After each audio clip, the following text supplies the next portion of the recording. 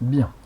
Alors du coup, là on va aborder un calcul assez important en chimie, qui est la détermination des quantités de matière en mol.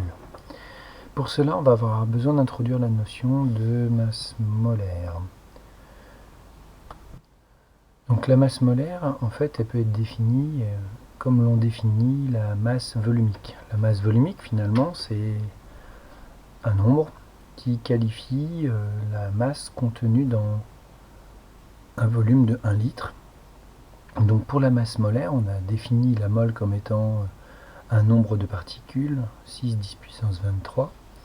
Et bien la masse molaire va correspondre à une masse correspondant à ce nombre de particules. Et du coup, on va pouvoir réaliser une définition analogue. La masse des entités divisé par le nombre de moles d'entité va être égal à la masse molaire de l'entité chimique correspondante. Alors maintenant, reste à définir une entité. Une entité, finalement, sera représentée par sa formule brute, qui elle-même va traduire le nombre d'éléments. Nombre d'éléments. Connaissant ce nombre d'éléments, on va essayer de déterminer la masse volumique d'une entité. Alors prenons un exemple. Prenons la molécule d'eau, de formule brute H2O. Et on va déterminer la masse molaire de la formule H2O. Alors quelle est-elle? Eh bien cette masse molaire va dépendre du nombre d'éléments qui la composent. Et du coup, eh bien, déterminer la masse molaire va revenir à connaître les masses des éléments chimiques qui la composent. Alors, la masse des éléments chimiques n'étant pas à connaître, eh bien, on va faire appel à des données qui sont tabulées dans les classifications périodiques. Donc, si on a un tableau d'éléments, eh bien, il va falloir être capable de venir lire des informations dans le tableau, ou alors les données du problème mentionneront directement les valeurs des masses molaires. Dans ce cas, on attribue à la donnée le nom de masse molaire atomique ou bien masse molaire de l'élément chimique. Alors, par usage, comme l'élément chimique, en termes de masse, la masse est contenue dans son noyau, eh bien on ne parle plus forcément de masse de l'élément chimique, mais plutôt de masse molaire atomique. Revenons à notre exemple. Sachant que la masse molaire de l'élément est indiquée sur la légende du tableau périodique, donc il convient de lire la légende à chaque fois, il ne faut pas se fier à la position des informations, et bien ici on va avoir l'hydrogène. Alors l'hydrogène, c'est le premier élément de la classification périodique et on peut noter que cet hydrogène a une masse de H égale à 1,00. Alors ici le tableau proposé a beaucoup plus de chiffres significatifs. Moi je vais faire quelques arrondis comme c'est plutôt l'usage dans les tableaux que l'on côtoie dans nos livres. Alors, on a la masse de l'oxygène. La masse de l'oxygène se trouve dans la colonne numéro 16, ici, là. C'est le premier élément de cette colonne et on indique une masse de 15 999, je vais l'arrondir à 16, comme c'est fait usuellement dans les ouvrages. L'unité, ce sont des grammes par mol. Grammes par mol. Alors parfois on trouve aussi la mention gramme mol moins 1 avec la notation puissance. Alors une fois qu'on a bien repéré les masses molaires des éléments, donc il faut bien lire sa formule chimique, ben après c'est tout simple. Combien il y a d'éléments? Il y en a deux. Deux éléments H, donc 2 fois la masse molaire de H plus la masse molaire de l'oxygène. Alors on remplace, et du coup on a ici 2 fois 1,00 plus 16,0, ce qui nous donne une masse de 18,0 grammes par mol pour l'entité H2O. Alors maintenant, eh bien, on va déterminer ces masses molaires systématiquement pour pouvoir les utiliser dans la formule chimique. En fait, la masse molaire, ça va être la donnée de base qui va nous permettre de calculer soit à partir d'une masse le nombre d'entités, soit à partir du nombre d'entités, la masse correspondante. Et c'est ça qui va nous servir en laboratoire. Du coup ici, par exemple, si on a donc 52 grammes d'eau, et bien du coup d'après la formule on aura 18 la masse molaire de l'eau qui est égale à 52 grammes divisé par n le nombre de moles d'eau contenu dans ces 52 grammes. Donc là avec de cette grandeur quotient on va avoir n eau qui sera égal à 52,0 sur 18 et puis on prend sa calculatrice pour déterminer ce calcul-là, 52 divisé par 18, ce qui nous fait 2,88. On garde les chiffres significatifs ici, 3 chiffres significatifs, ce qui nous fait 2,88 moles. Donc voilà, on a réussi à déterminer un nombre de moles à partir d'une masse prélevée. Si on souhaite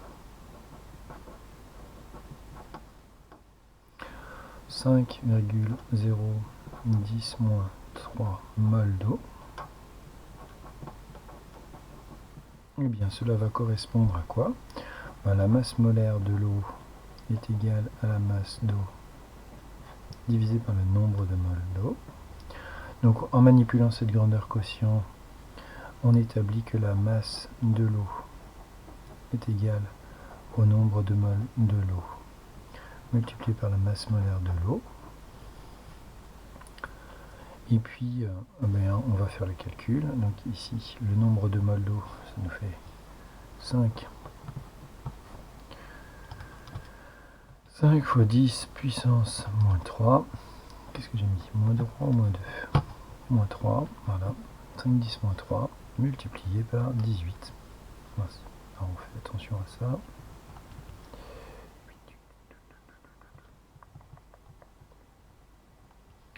Fois 18. Et du coup ici, on obtient 0,09 g d'eau. Donc ça fait ici 9,0 10 puissance moins 2 grammes. Donc ça fait 90 mg environ. Donc voilà, après il va falloir être capable de faire ces calculs. Donc l'utilisation de la masse molaire pour déterminer des nombres de moles, elle est relativement aisée. Alors maintenant, le problème qu'on va avoir par la suite, c'est que toutes nos données ne sont pas forcément données en masse, mais cette formule est la formule clé qui permet dès qu'on a une quantité de matière prélevée en laboratoire indiquée en masse, eh bien on va pouvoir en déterminer la quantité de matière en mol pour pouvoir réaliser nos expériences. Donc on rappelle les éléments clés. Il faut connaître la formule de la masse molaire ici. La masse molaire, c'est la masse divisée par le nombre de moles. Et puis ensuite, il faut être capable de lire les masses molaires des atomes ou des éléments chimiques pour pouvoir calculer la masse molaire d'une entité quelconque. Donc on s'appuie sur le tableau des éléments et notamment fait attention à la légende pour voir quel est le nombre qui indique la masse molaire de l'élément chimique, qui est parfois appelé masse molaire atomique. Bon ben voilà, j'espère que cette courte vidéo va vous permettre de maîtriser ce petit calcul et de vous lancer sur une multitude d'exemples. Vous pouvez prendre dans votre livre de chimie n'importe quelle grandeur, formule chimique, que ce soit des ions ou pas, et vous lancer dans le calcul. Alors prenons ici quelques exemples, histoire d'illustrer le propos. On peut avoir ici une formule chimique telle que CuOH2. Alors là, pour la formule de la masse molaire de CuOH 2 fois, rappelons qu'il faut juste dénombrer. Donc quand on a des parenthèses, comme ici, eh bien, on va distribuer le nombre 2. Donc on aura la masse de cuivre une fois, plus 2 fois, parenthèse, masse de O, plus masse de H. Alors si vous respectez finalement l'écriture de la formule chimique, bon, c'est somme toute assez aisé, et puis on remplace les masses molaires ici atomiques. Donc on trouvera 63 6,5 g pour le cuivre.